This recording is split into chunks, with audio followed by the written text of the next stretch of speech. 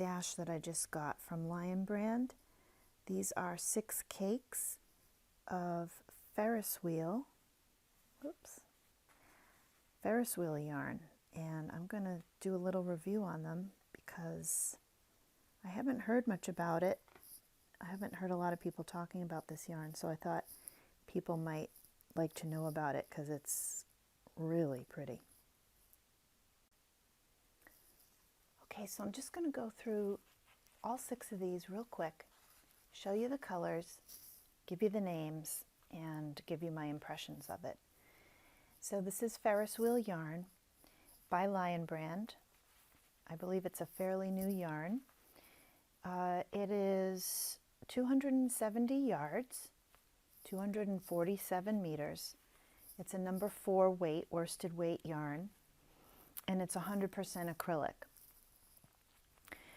The feel of it is very soft, and it reminds me a lot of the yarn I've been using from Hobby, which is Jarboe Cookie. It's very similar to that, and it's the yarn that I used for my Land of the Fairies shawl. So I think this would be an excellent substitute if you wanted to use a Lion Brand yarn for that shawl project that I have, and you can see links to that in my bio and in the description. So this one is called Wild Violets, and it's a really nice combination of pinks and browns, and you kind of have this nice tweed effect going on in the transitions between the colors. There's actually a little bit of kind of a steel blue into gray and then into the brown, and a little bit of light pink in there between the brown and the bright pink. So that's Wild Violets. The next one we have here is called Cherry on Top, and this one is, I'm really excited that the lighting is so good today because I think the colors are really coming through very accurately. It's really a pretty bright orange with little flecks of kind of orangey yellow in here, even kind of on a like a peachy color, and it goes into I guess you would call this it's sort of like a yellow leading into a brown, and then we have this lobster kind of color in here, which is really pretty. I just can't wait to play with these. This next one is called Cotton Candy, and in this one we have a light purple, lavender, and it becomes tweeded into this green. Again, you have more of the purple tweeding in with this kind of, it's like a tealish green color. And then it looks like you also have some light green in here, but it's got a brightness to it that's really pretty, and some almost pinkish purple in here as well. The next one is called Buttercup, and these are more like fall colors, I would say. You've got, it kind of makes me think of fall leaves, foliage. There's some, yellows, oranges, and this is actually a blue mixed in with yellow, so you kind of have kind of a greenish effect from that. And then here we have some purple, like a lavender with orange in here. So this one looks really pretty too.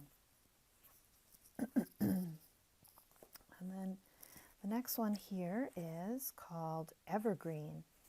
And boy, these colors are so vibrant. You just have so many different colors of green here. I mean, I'd say there's 1, 2, 3, 4, 5, 6, 7. There's at least 7 shades of green in here, and it's all, the transitions are all these beautiful tweed effects as it transitions. That's what I like about these, as opposed to, I'd say that they kind of compete with like the sweet rolls and these other color changing yarns, which have these abrupt changes. These ones appear to have a real nice graduation of the color, a nice transitioning of color from one color to the next. And then the last one I have here is Morning Java. And these are your neutral colors. You've got this kind of tannish gray leading into like a smoky dark gray. You've got some light brown in here, some gray, and kind of like a pale coffee color in here. That is gorgeous. I just can't wait to make something with these. I would say that at 270 yards, it's probably would be good for making a cowl, some kind of a small project like that, or a shawlette. And probably if you used 3 of these, would probably make a full shawl. And then of course you'd need more if you wanted to make a sweater. You know, something that could be really cool with these is to make mitered squares and make a whole blanket with all different colors. That could be really cool. So I will probably be making something soon with these beauties. And stay tuned. Be sure to subscribe because I've got some good stuff coming up. Also, any of these would be absolutely perfect to use as your yarn for my Land of the Fairies shawl. And I will have a link in the description. If you're looking at this on Instagram, you can see it. The link will be in my bio about the Land of the Fairies shawl and my Tunisian crochet course that teaches you how to make that. I'd say you probably would need 3 or 4 of these, depending on how large you choose to make yours. So I hope you like this. Thanks for tuning in, and we'll see you soon.